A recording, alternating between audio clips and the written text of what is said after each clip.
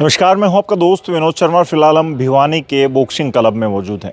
फिलहाल आज भिवानी की लाडली बेटी नीतू घनघट से अर्जुन अवार्ड लेकर के अपने शहर में पहुंची है। पूरे शहर में ढोल नगाड़ों के साथ, डीजे गाजेबाजी के साथ उनका स्वागत किया गया, रंग गुलाल उड़ाए गए और फिलहाल शहर के बड़े गणमान्य लोग पहुँचे हैं इस स्वागत समारोह में। पगड़ियाँ और फूल मालाओं के साथ साथ नोटों की मालाएं आज भिवानी की लाडली बेटी के गले में डाली जा रही हैं। फिलहाल सुनिए गणमान्य लोग और इस दौरान पहुंचे चीफ गेस्ट का क्या कुछ कहना है और इसके साथ साथ नीतू घनघट से हमारे खास बात करना चाहूँगी। साथ मिलकर इतनी मेहनत की है, इतना सपोर्ट किया है। क्या कहोगे अब आगे का क्या लक्ष्य जो है वो है नीतू के लिए, क्योंकि बॉक्सिंग में अब जीवन में आए हो, अब आगे का क्या लक्ष्य रहेगा? खिलाड़ी के लिए अर्जुन अवार्ड एक बहुत बड़ा सम्मान है और इससे बहुत मोटिवेशन भी मिलता है। अभी मैं आगे की तैयारियां करूंगी तो उसके लिए मुझे ये एक एनर्जी भी देगा और मैं अपनी मेहनत और अच्छे से कर पाऊंगी। बेटियां भी बेटों से कम नहीं है, कुछ हमें क्या संदेश देना चाहिए? बिल्कुल, बेटियां बेटों से कहीं कम नहीं है। आप खेल के मैदान में देखिए, पढ़ाई में देखिए, हर फील्ड में लड़कियां अच्छा कर रही हैं और मैं कहूँगी पेरेंट्स को कि वो ऐसे ही अपनी लड़कियों को सपोर्ट करते रहें और आगे बढ़ाएं।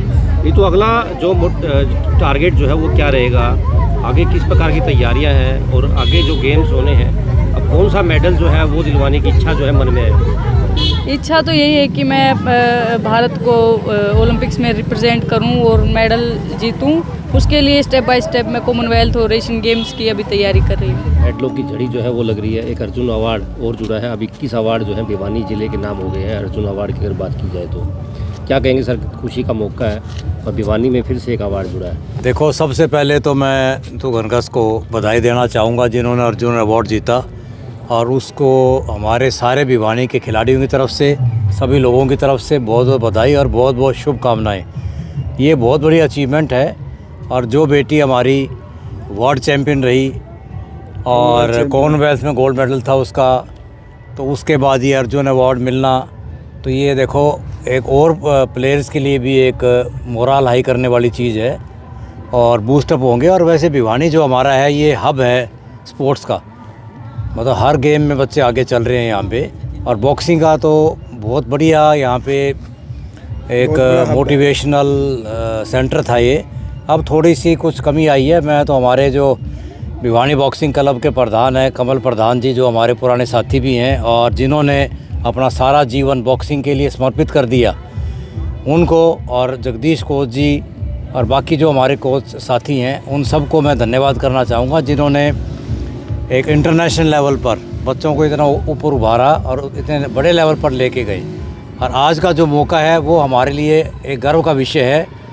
और बेटी को अभी करके दिल्ली से ही आई है वापस वो, और यहाँ जो स्टेडियम है आप शाम को जाके देखो। मैं जो डायरेक्टर जनरल स्पोर्ट्स रहा है यहाँ हरियाणा का लगभग 4 साल, तो उस टाइम ये जो सारी फैसिलिटीज़ थी, इंफ्रास्ट्रक्चर था, वो क्रिएट किया और उससे बच्चों को वो काफ़ी फ़ायदा ही मिला उस चीज़ का।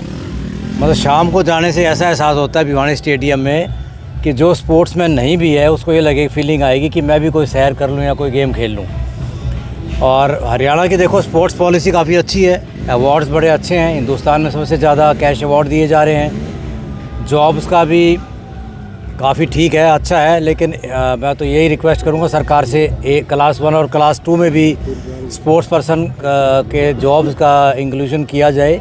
अभी क्लास 3 क्लास 4 के लिए है, तो वो भी एक बड़ा मोटिवेशन रहता है कि बच्चे की एक जॉब सिक्योरिटी हो जाए। बच्चे को क्या चाहिए, देखो एक स्पोर्ट्समैन को चाहिए अच्छा इंफ्रास्ट्रक्चर हो, अच्छे कोचिज़ हों, कैश अवार्ड अच्छे हों और जॉब की सिक्योरिटी हो। तो मैं ये शुभकामनाएं देना चाहूँगा भिवानी बॉक्सिंग क्लब के सभी पदाधिकारियों का, सभी साथियों को, कि भाई और जोश के साथ काम करें और बच्चों को उभारें। पीछे नेशनल फेडरेशन जो बॉक्सिंग की थी उसमें कुछ इश्यूज़ थे जिसकी वजह से कई नेशनल चैम्पियनशिप्स नहीं हो पाई, कहीं और का कारण रहे, उससे हमारे खिलाड़ियों को मौके नहीं मिले अच्छी चैम्पियनशिप्स खेलने के लिए। तो मैं भविष्य के लिए सबको बधाई देना चाहूँगा और बहुत बहुत शुभकामनाएं एंड बेस्ट विशेस। 8वां अर्जुन अवार्ड है हमारा और इससे हमारी जो नई जो पीढ़ी है, युवा पीढ़ी है, उसको एक बहुत अच्छी प्रेरणा मिलती है और आगे बढ़ने के लिए वो प्रेरित होते हैं।